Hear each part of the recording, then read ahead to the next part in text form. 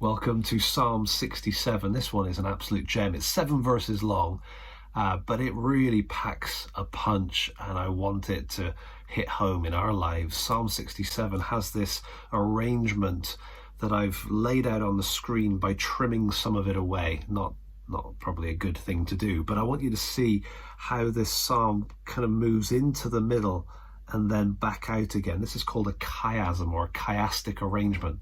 And so what you end up having is that the stuff at the beginning kind of parallels the stuff at the end.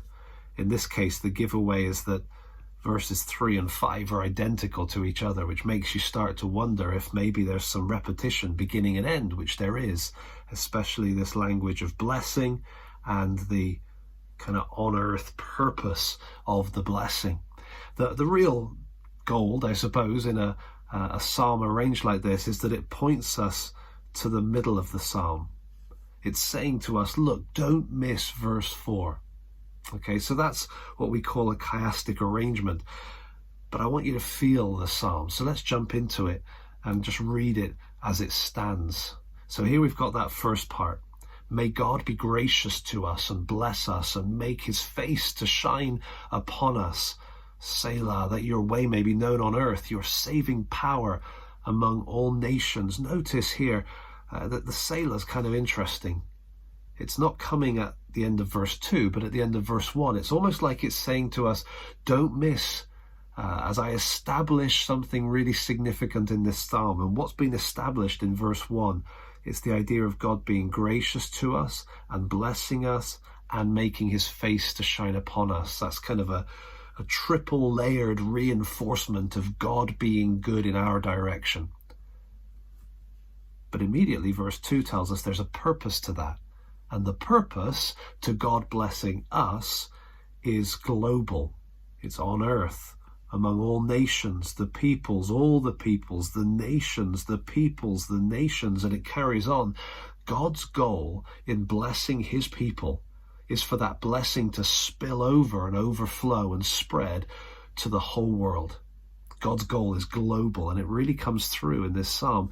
Let the peoples praise you, O God. Let all the peoples praise you. Let the nations be glad and sing for joy. Why? Why should they?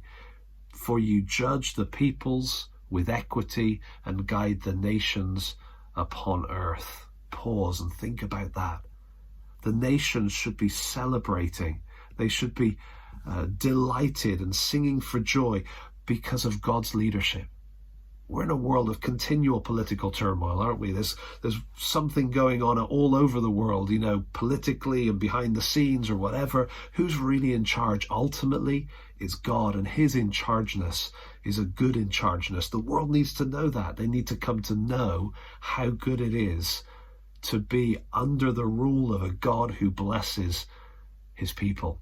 And so that's kind of the flow of the psalm. It's this idea that God should bless us for the purpose of global outreach, for the purpose of missions, for the purpose of everybody coming to know him. And then the second half of the psalm kind of brings us back out from the center point. Let the peoples praise you, O God. Let all the peoples praise you. The earth has yielded its increase. God, our God, shall bless us. God shall bless us. Let all the ends of the earth fear him. There's that purpose again. And so Psalm 67 is an invitation to pray to God for blessing. But as you pray to God for blessing, be looking outwards, because he is. He wants to bless you. He wants to bless his people, your family, your church, absolutely. But the purpose of that blessing is like the water coming from a fountain that spills down to the next level. The purpose is that it would spill on to another level again. So God's blessing spills onto us with the purpose that it would spill out to the ends of the earth. So Psalm 67, super encouraging. Let it encourage you to pray for blessing, but let it also stir you to think globally. What is God wanting to do in this world as he's blessing me and our church right here? Please share highlights with others. Psalm 67 is a real encouragement. I hope you can help others to be encouraged too.